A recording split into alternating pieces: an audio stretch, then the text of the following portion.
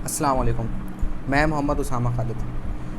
आज का जो हमारा टॉपिक है वो ट्रांसफार्मर है, जो बेसिकली इंटर लेवल में भी एक टॉपिक है और इसके अलावा इलेक्ट्रिकल इंजीनियरिंग के तो ये बैकबोन है। सो ट्रांसफार्मर का काम क्या है? बेसिकली ट्रांसफार्मर की ही वजह से हमारे घर के जो बल्ब्स हैं, लाइट्स हैं, फैंस हैं, जो इलेक्ट्रिसिटी हमारे घर में आ रही है, उसका मेन जो रीज़न है या उसके लिए जो मेन इक्विपमेंट यूज़ होता है वो बेसिकली ट्रांसफार्मर यूज़ होता है। विदाउट ट्रांसफार्मर इलेक्ट्रिसिटी हम तक नहीं पहुंच सकती।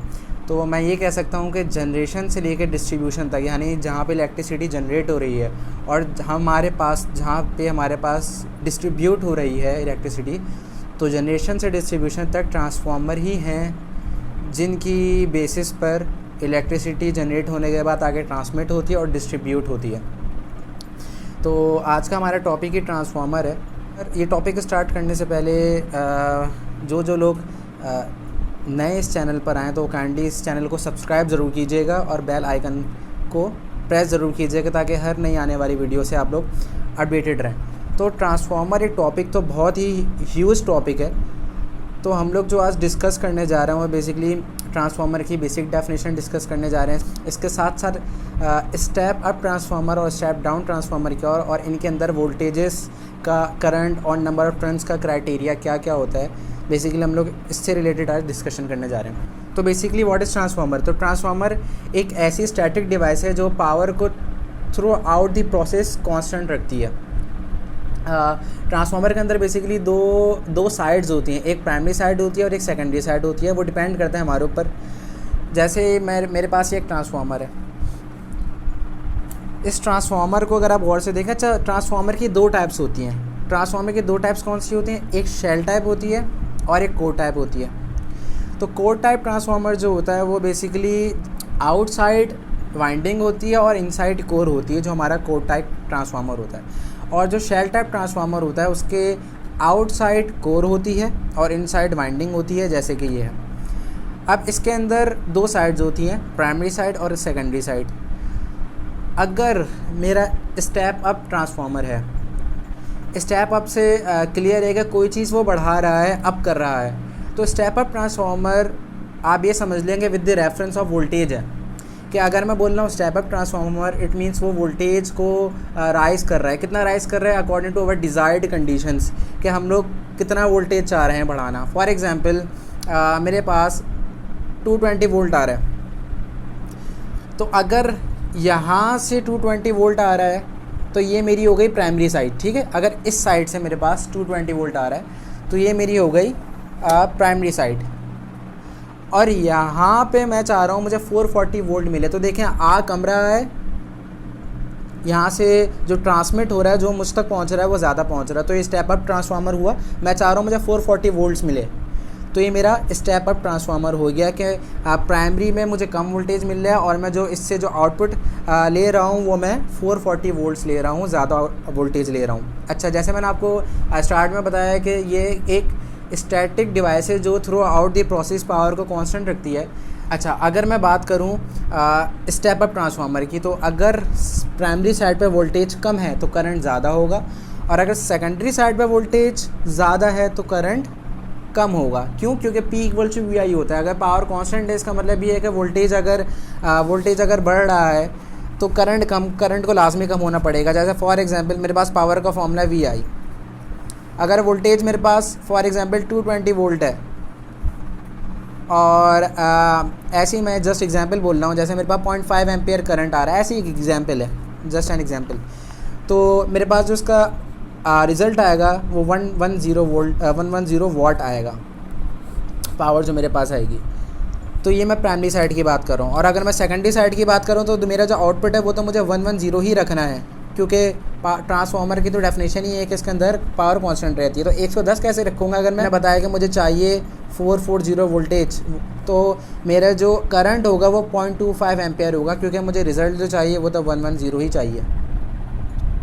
तो आई थिंक आपके बात क्लियर हो गई होगी कि करंट और वोल्टेज का क्या रिलेशन है। अच्छा, नंबर ऑफ़ टर्न्स की बात करें तो नंबर ऑफ़ टर्न्स का वोल्टेज के साथ आप ये समझ लें डायरेक्ट रिलेशन है। मतलब अगर मैं स्टेप अप ट्रांसफार्मर की बात कर रहा हूँ तो प्राइमरी साइड पे जैसे वोल्टेज कम होगा, इस तरह नंबर ऑफ़ टर्न्स कम होंगे लेकिन करंट ज़्यादा होगा। और अगर मैं सेकेंडरी साइड की बात करूँ तो यहाँ पे वोल्टेज ज़्यादा होगा, नंबर ऑफ़ टर्न्स भी ज़्यादा होंगे लेकिन करंट जो होगा वो कम होगा।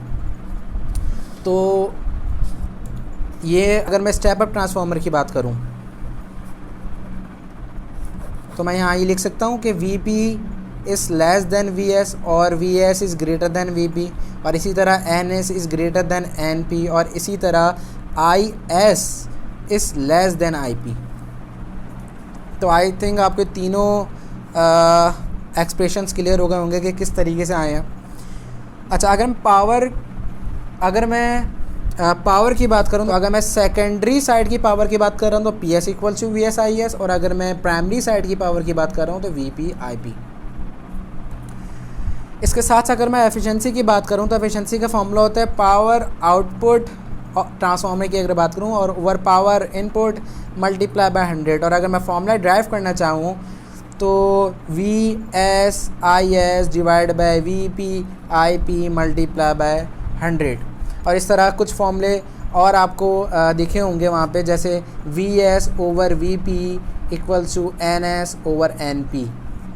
इसी तरह VS over VP equals to IP over IS।